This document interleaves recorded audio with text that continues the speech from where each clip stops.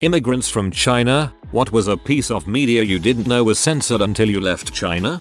While this doesn't completely fall under censorship, I didn't know about the Great Leap Forward until I was a young adult. Folks in my parents' and grandparents' generations would talk about the Cultural Revolution, but no one spoke of the Great Leap Forward. My personal theory is that it was such a disaster for government planning that everyone bought into. There is a sense of loss of face, so no one wants to bring it up. Not sure what light it's painted in Chinese textbooks, as I left the country as I was entering grad school.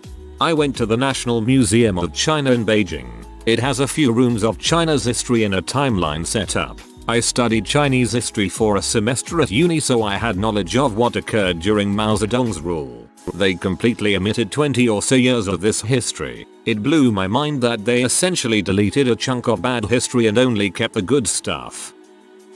My parents are from China, not Chinese. Mum told us that when the Korean Wars were happening, the CCP made her family donate their riches to help the cause in North Korea. It wasn't until they left China that they found out what a shithole North Korea was.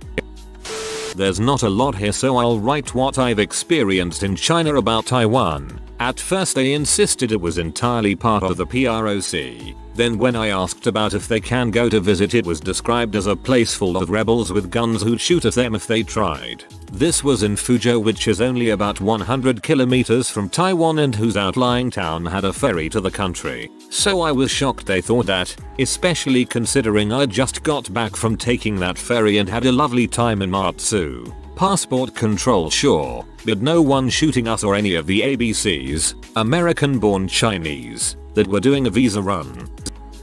I've posted about this before. I literally had no idea about Tiananmen Square massacre until I got here. Most people older than me saw the protests in the streets, but I never heard anyone talking about it, ever. I'm a second-gen immigrant but went back and grew up in China since very young. I never learned about this until when I went to study abroad. It's pretty shocking that this was never brought up during my entire childhood amongst my family either. I brought it up with my parents recently. Turns out my dad even protested during then. Crazy just how much this event became completely silenced. Moved to the States at 6 years old. Learned about Tiananmen and the US. Visited Beijing with family at 13ish. We visited Tiananmen Square. I asked my mom in public, "Hey, wasn't this where the Tiananmen Square massacre happened?" My mom got scared and told me to never talk about this in public. Apparently there are undercover officers that walk around and would arrest us if they hear people talking about things like this. Didn't understand back then. I do now. When I was on a high school trip like 5 years ago, we had a tour guide, such a nice and funny dude, who sat with a few of me and my friends while we were on our way back from a long day at a zoo or something. Everyone in the bus was half asleep, but we were chatting him up, intrigued by everything we were learning.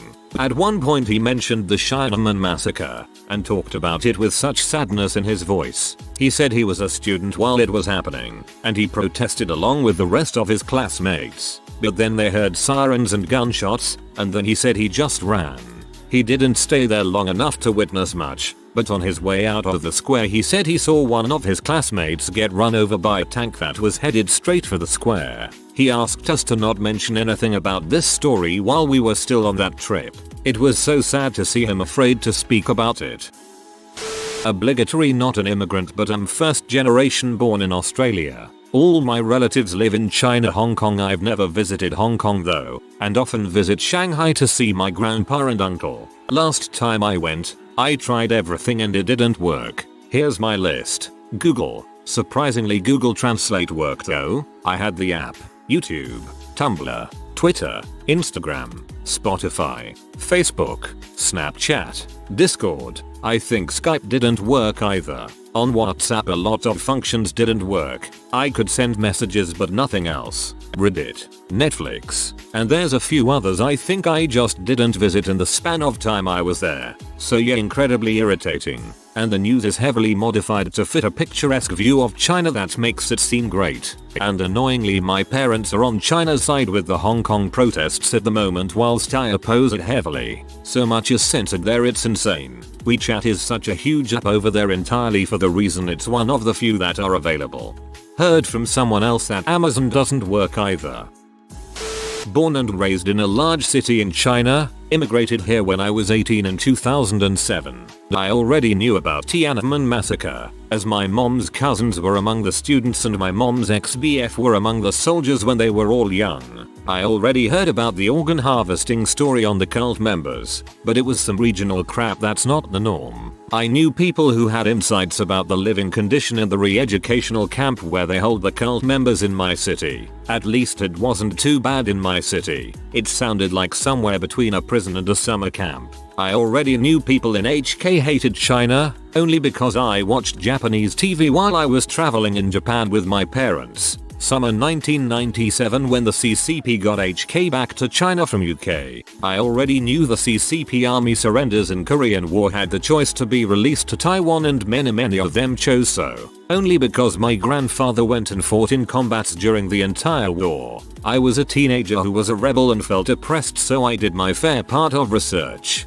Plus I had the advantage of knowing people who participated such historical events in person. But I doubt the majorities of Chinese would care to learn as much as I did. Sometimes being ignorant and dumb is a blessing if you are stuck in a situation you can't change. What I did not know was how CCP did little to nothing during the World War II in order to preserve power, while the Nationalist Party gave everything to defend the country. Later CCP won the Civil War by brainwashing the uneducated majorities, then twisted the whole story totally to the opposite in history textbooks and forced generations of people to believe the CCP was the legitimate ruler. The CCP even promoted for the idea of having multiple political parties to avoid tyranny and corruption, up until they took over China and took a huge turn. Obligatory not Chinese, but I lived in China for 3 years. I had Chinese HBO and was really happy to see many of my favorite movies come on when I was couch surfing. But half the time I'd watch them and, like, a day or two later I would be lying in bed trying to go to sleep and I'd remember a scene from that movie that didn't appear in the Chinese version. Apocalypto, much omitted. Ron Burgundy, much omitted. Thrones, much omitted. I wish I could remember which movie it was, but in one case an entire subplot was excised from the film. I got really angry about it. It pisses me off on an artistic level. I can't believe HBO and those who license their films to them let them compromise and devalue their art like that. Yeah, I have a friend who gets movies from shady locations. Borrowed 50 Shades of Grey from him, which he got for his girlfriend. The movie had Korean subtitles. It came from Korea where P is illegal, so the entire movie was like 17 minutes after they cut out all the sex scenes. Not a Chinese immigrant, but my roommate was. I brought up Mao in a conversation once and started talking about the Culture Revolution. He interrupted me and said, "That wasn't Mao." I paused for a second and told him it most certainly was Mao. And he replies, "No, Mao was sick while all that was happening. He didn't have anything to do with it." I ended up having to show him multiple sources to convince him Mao orchestrated it. When I finally convinced him, he just said oh and shrugged his shoulders. When I finally convinced him, you wish. Chinese immigrant here. I moved to Canada starting at grade 3, so I guess there wasn't much to know to begin with. I learned about Tiananmen Square, Mao's escapades, etc. And when I went back to tell my friend about it, they revealed to me that they and almost every kid in China knows about it, but it doesn't do them very well to show it. As kids we weren't pumped with a lot of propaganda. It was a lot of love your family and be kind to elders. Your typical moral compass that I would get during my schooling in China. We gather at the field every Monday to watch the flag raise and sing the anthem and do some morning exercises. Eye exercises, and we clean, sweep and wipe our classrooms before we can leave school. We would wear red ties around our necks, and that was about as close to communistic practices as it got. After coming here, it's weird seeing how Westerners and their media viewed communism. It wasn't a big deal in my life to begin with, and everyone that I know in China are leading lives that aren't terribly different than others in Western countries. For years I struggled to see how my life would be different either way. I got mad at people calling Chinese people commies, or even my HK and Taiwan classmates calling me a peasant and a lowlife. It made me believe that people were fear-mongered and delusional because I've only known people from all over China who are kind, considerate, generous and extremely hardworking to the point where they don't have time to be involved in doing stupid crap. However, I only started to feel weird about my home country when I went back last time. RE face cameras meant the streets are very safe, but I couldn't access many things without a Chinese number which required a Chinese ID. They got rid of a bunch of Visa terminals, so people like me are forced to use WeChat Pay, which I can't use now, and people in general feel way more on edge than ever before. Questions that I would have and be curious about and they can't answer. Before, I remember there being so many Visa terminals and it was easy for foreigners to spend money and have fun in China without worrying about anything. Chinese people can talk smack about the government regulations in public. But now I can't help but feel that China moved away from catering to the international people to now turning another cheek for some reason I can't work out. I feel something's going down and I just don't want the Chinese people to be paying the big price for it in the end. Not a lot of true immigrants in this post, but I am a genuine immigrant. First time answering Ask Reddit. I'm pretty excited. Hopefully my answer will not get buried in the comments. When I left China in the early 2000s, there weren't much censorship on the internet, honestly. It is because the internet is still young and the CCP probe hasn't caught up with it yet. Most of the censorship is what is on the TV. The Tank Man video is censored. I first saw the video for the first time in 7th grade in America. Although it was my first time seeing the video, I immediately know what it is about because I vividly remember my family or people I knew talked about it. There wasn't a lot of hate when they were discussing it, maybe because they didn't protest and were nowhere near BJ. Mao was always praised as the greatest leader blah blah blah, and the horrible things he has done weren't taught in the book. Though, I have seen some small time Chinese TV shows at euphemistically criticizing what he has done. Their version of the Pledge of Allegiance says to love the party, love the country, love the people. Notice how they say love the party first, lol.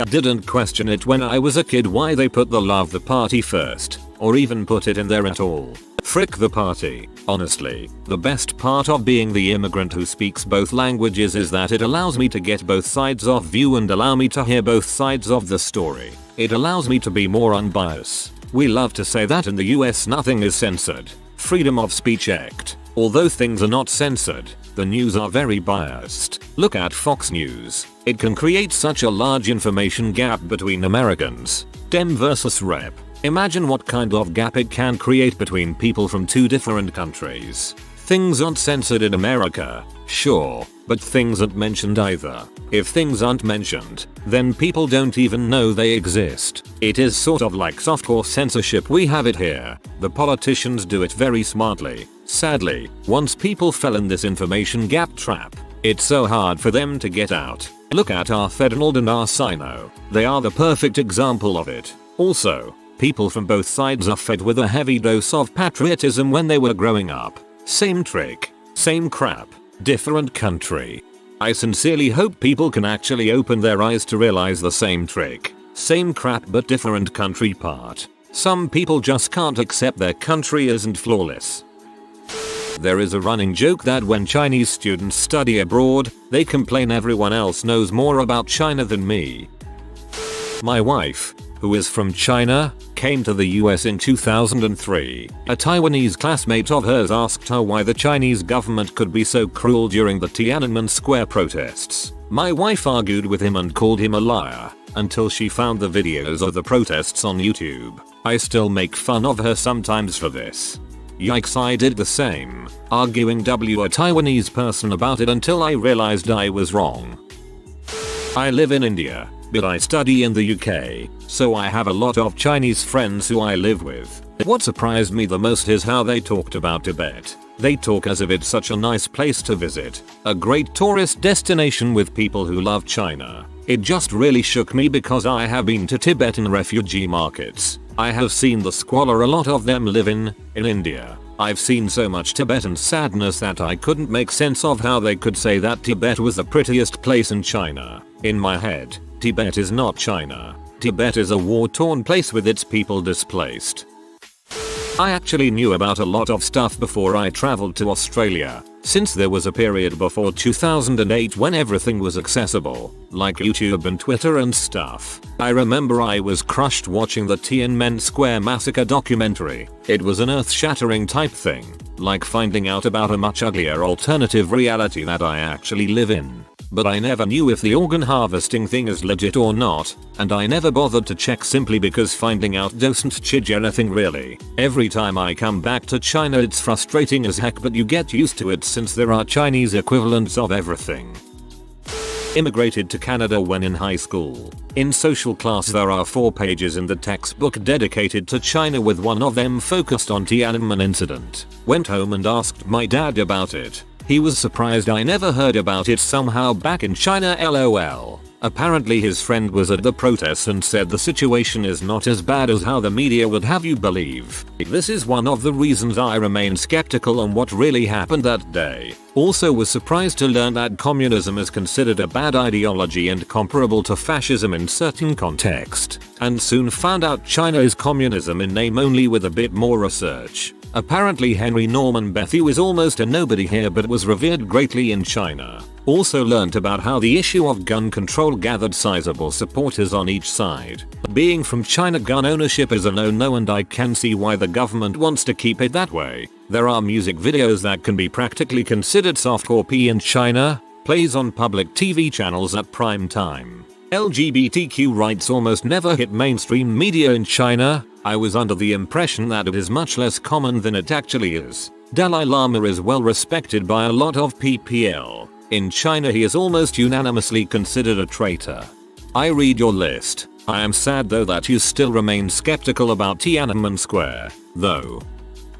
I was born and raised in the UAE, but went back to China every year steadily when I was a child for months at a time. I didn't even know gay people existed in any capacity until I had immigrated to Canada and somehow learned about it in around age 12. It's one thing to be homophobic ignorant. I think it's another thing to be completely unaware that this sort of thing could exist. I literally did not think about being gay people because the idea that you could be anything other than straight had never existed for me. Never did for me either in Sweden. Don't think you do as a kid unless someone near is gay. And certainly not pre-internet. Today it's probably very different. Not China, but one time I was on a flight. I think it was Qatar Airways or one of the other Middle Eastern ones. It was a long flight so I settled down to watch it. Do you guys remember the scene where the Jewish kid is practicing for his bar mitzvah? Entirely cut from the film. Any mention of that kid's Jewishness? Cut. Half of the gory scenes in the movie? Cut. Really surreal experience. Immigrant here. Not everyone likes China and Western social media and games. That's about it though. My dad actually told me about Tiananmen Square. And hey, we're alive. But I was not too surprised by it. Was 10 at the time.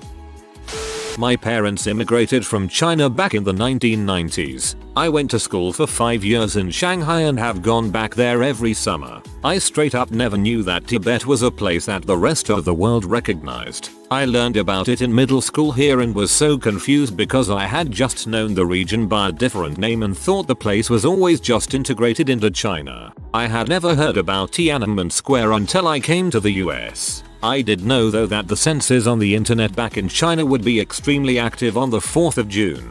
Any mention of the date or related words would be censored on the online forums I used. Tibet was the main one, which it hadn't even come out back then. And while I knew back then that posts relating to the date were being deleted and censored, I never knew why until I learned about it in high school. It wasn't until recently that my grandma told me about the Cultural Revolution and how I have a distant relative that fled to Taiwan when the PRC was formed. She told me it was a family secret and a shame. My worldview changed a lot since I moved away from China and became more integrated in American society. I definitely was fed a lot of propaganda as a kid and was an avid defender of China and its ideals. When your formative years are spent there and all the media you consume is so strictly regulated and curated, of course you never learn to question it. Me. Indian parents. My friends. White guy. A Hong Kong exchange student and a Taiwanese kid. Had to explain the 1989 Tiananmen Square protests in high school. 1997. Chinese kid did not believe us. Goes home and asks his mother about it. She explains that the incidents in 1986 led to her leaving and sponsoring him, and so that he arrived in Canada in 1990. His mind was blown and showed his teenage rebellion as denouncing everything Chinese. Not censorship, but how Putin and Russia are viewed as evil by the Western media. In China, Putin is seen as a strong and capable leader, and Russia is just another country with more historically shared ideological roots, yet communism, socialism. Oh boy, how Soviet Russia is not a positively viewed era in Eastern Europe. Fun fact, Estonian GDP fell back about 10 years after Soviets took over, and that's before the Eastern Front got reopened.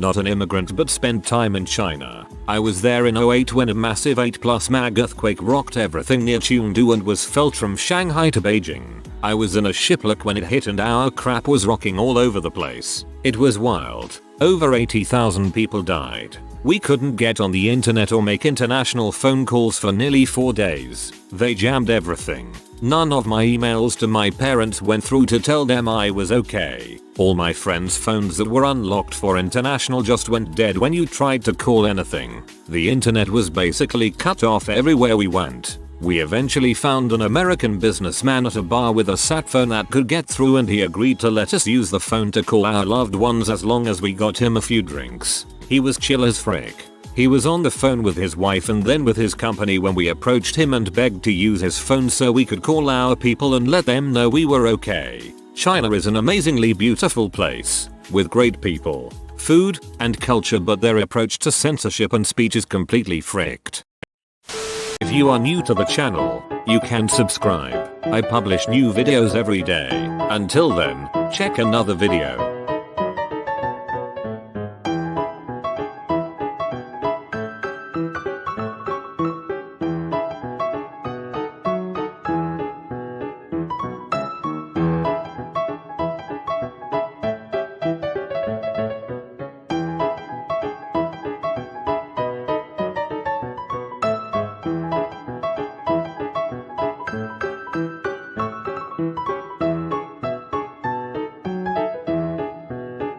Bye for now.